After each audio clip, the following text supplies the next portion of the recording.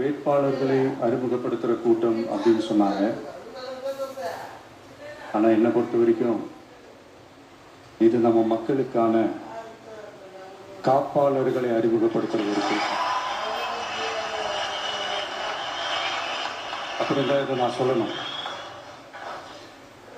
நம்ம கட்சிக்காரங்களுக்கு தேர்தலை ஃபேஸ் பண்ண எக்ஸ்பீரியன்ஸ்லாம் இல்லை அப்படி இப்படின்னு சொல்லுவாங்க.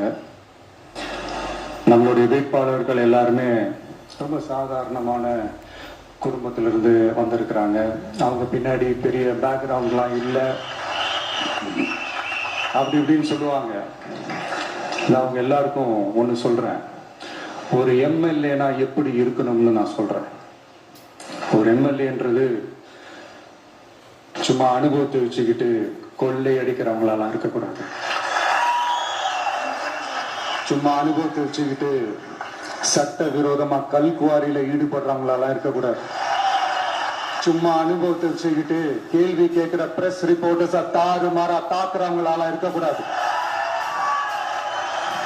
இன்னும் ஓப்பனா சொல்லணும்னா, இந்த திமுகவில் இருந்து வந்த ஒரு எம்எல்ஏ மேல கொள்ளையடிச்ச கேஸ் இருக்குது, போதைப் பொருள் கடத்தல் கேஸ் இருக்குது, திருட்டு கேஸ்லாம் இருக்குது. திருட்டு கேஸ்லாம் ஜெயிலுக்கு போயிட்டு வந்தவர் ஒருத்தர் இருக்கிறார். நீங்க கூட யோசிக்கலாம், அவர் யாரு அப்படின்னு நீங்க யோசிக்கலாம். அந்த எம்எல்ஏ யாருன்னு உங்களுக்கு யோசிக்க தோணும். இன்னொரு க்ளூ வேணா நான் தரேன். அந்த திருட்டு கேஸ்ல உள்ள போயிட்டு வந்தவரை யாருக்கு எதிராக இந்த திமுக தேர்தலில் நிக்க வச்சாங்க தெரியுமா? இன்னைக்கு அவங்க கூட்டணியிலேயே மூச்சுக்கு 300 தடவை முட்டு கொடுக்கிற ஒரு மிகப்பெரிய ஒரு தலைவருக்கு எதிராக, அந்த தலைவரை தோக்கடிக்கணும்னு தான் 1996ல அவருக்கு ஆப்போசிட்டா இந்த எம்எல்ஏவை நிக்க வச்சாங்க. மரியாதை நிமித்தமா அந்த தலைவர் பேருங்க நான் சொல்ல வேணாம்னு நினைக்கிறேன். ஸோ இப்படியெல்லாம் இருக்கிறாங்க எம்எல்ஏஸ், நான் லிஸ்ட் போட்டு சொன்ன மாதிரி.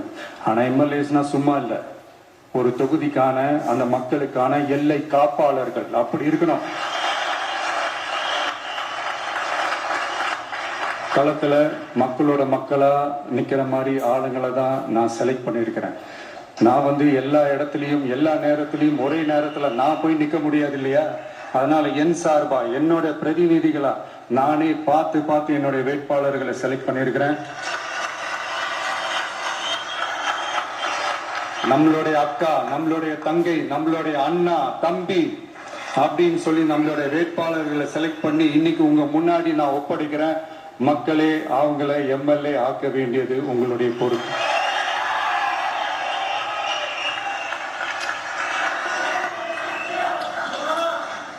கட்சி ஆரம்பிச்சு கிட்டத்தட்ட ஒரு 3 வருஷத்துக்கு மேல ஆச்சு. இன்னமும் ஒரு கூச்சல் சத்தம் அடங்க